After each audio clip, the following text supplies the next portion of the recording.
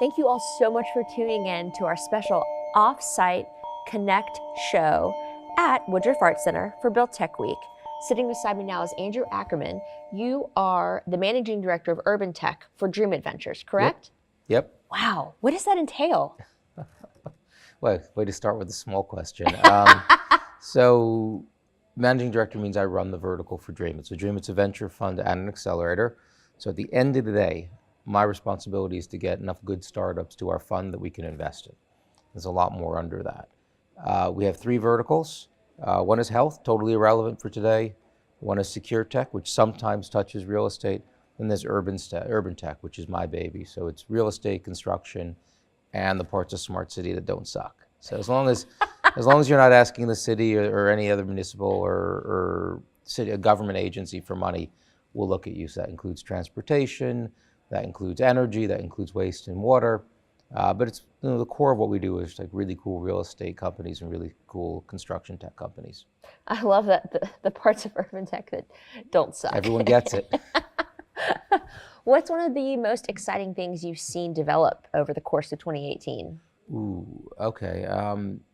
I lose all track of time, so if I bleed into 2017. It's fine. The biggest thing for us was seeing the adoption among larger players of new technology really take off.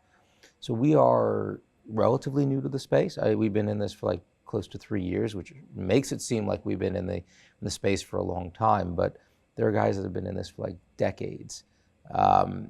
When we decided to open up the vertical, we had a really cold, hard look at the space, and we looked at the amount of early stage activity in the space.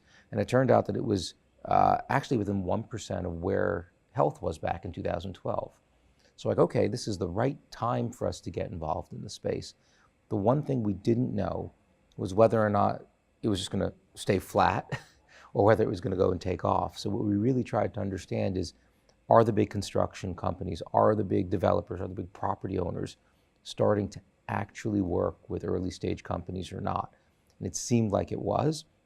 And then if you go back over the past year or two, you'll see that it actually got borne out. You have more and more real estate players opening up venture funds, so they're actually putting their money where their mouth is. You see more and more early stage and later stage deals getting done. And you just see more and more partnerships.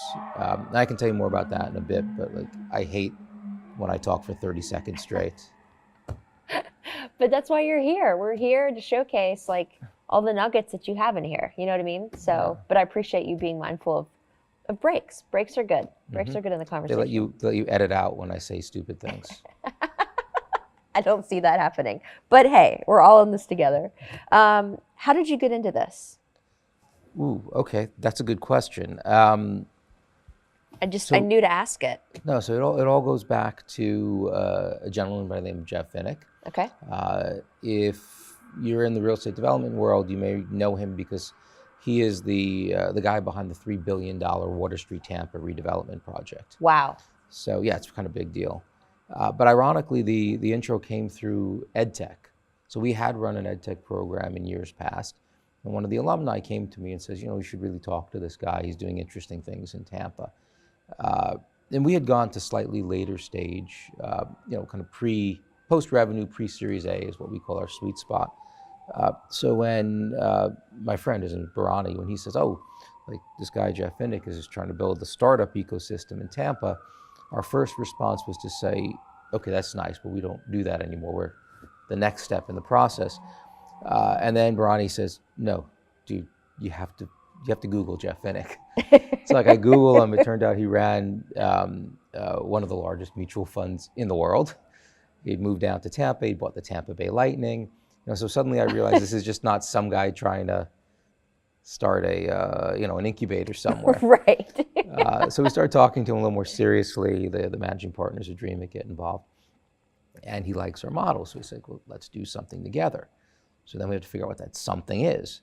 So when we started reading up on what Water Street Tampa was, we realized that within this one project, we had this core group of top-rate developers, top-rate construction companies, top-rate architects. Even the realtors that were getting involved were like world-class. So these were all kind of on a silver platter a group of customer immersion partners for us to introduce our startups to. So once we realized we had that kind of unfair advantage in the space to run the kind of program that we like, we said, well, let's go look at the industry as a whole. And that gets back to what I said before. Like, it turned out the industry was exactly where we wanted it to be. Wow. Yeah. Wow. What are you looking forward to the most here at the Build Tech Week conference? Well, I'm always on. Like, I'm always looking for great startups that might be ready for what we do, or even a little earlier, but getting there, so I can help them get there. That's number one. I'm always looking for other great corporate partners to bring to the startups. Right. And I'm very careful when I say partners and not sponsors. We don't run our program that way. This is all about us introducing our startups to these corporate partners for two reasons. One, it makes them better investments for us. And two, seeing how they interact with potential customers of theirs tells us a lot about the startup, the quality of the startup, the quality of the founding team. So it informs our investment decision in them. So I'm always looking for corporate partners as well. That's great. Well, you're in the right place. I mean, now in its second year, KP and Shadow Ventures brings together the best of the best, which is why you're here. For people that want to connect with you, whether it's LinkedIn or Twitter or just by going to Dreamit Ventures website, what do you prefer? I'm fine with people sending me an email directly. Okay. It's andrew@dreamit.com. I'm very grateful for clear subject lines. Yes. So intro or let's meet doesn't work, but Right. if you'll put like your company name, right up there, that helps. I have a pet peeve. I don't like people who just hit the connect button on LinkedIn without telling me why. Right.